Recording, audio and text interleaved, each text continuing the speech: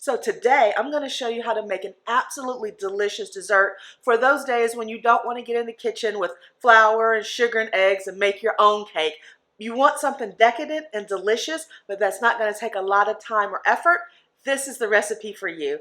All you need is a banana and an air fryer and a store-bought pound cake. So let's get to cooking.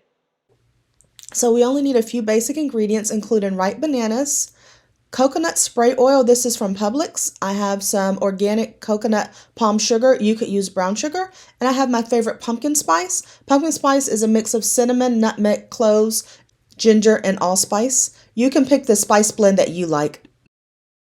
So with these ripe bananas, I wanted you to see the brownness on the outside, but when I peel it, there's a little brownness, but it's still mostly firm. And this one is a little bit even more ripe, but I'm going to use it. To air fry bananas, you do want them ripe for the sweetness, but you don't want them so ripe that they're mushy. Like you can see this one here, it broke apart even with me peeling it, but it will still be tasty, but try to get one that is ripe but not overripe.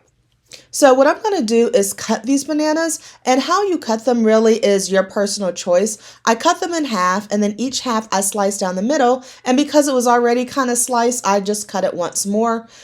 The different sizes that your bananas can be will also have an impact on how small you decide to cut them. So you notice one end I decided to cut it in half and then slice it down just once because I do want kind of bigger pieces. But the super ripe ones on the left hand side of your screen, this one, I'm not even going to try and cut it in half. So what I'm going to do is take my spray coconut oil and spray both sides of my banana and then add my coconut palm sugar.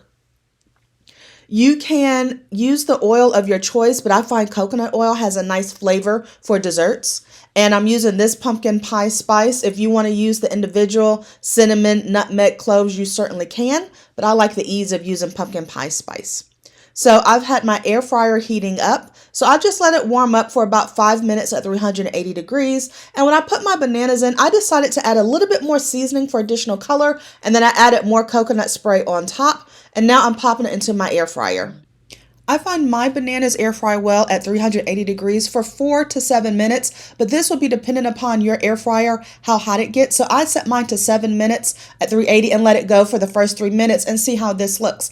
I decided I wanted to flip mine over, but every air fryer can be a little bit different, and so your caramelization could be different. So you just want to check it at about 3 minutes and see how it looks so that it doesn't burn and overcook. So while my bananas are in the air fryer for the last minute, I got my cake out, and look at how beautifully caramelized I got some of them.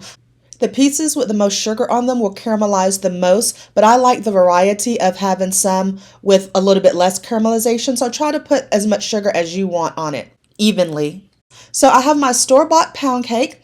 You want to get a pound cake with a flavor you like and just slice it up. Now you don't want the slices to be too thin because you want them to be able to stand up to the warmth of our air fried bananas. So I'm adding a few bananas to this first layer, and then I'm adding some ready whipped spray, and I'm using some Smucker's caramel syrup. I like caramel, and so I thought it would be delicious here. You could also use chocolate syrup or really any dessert type that you like.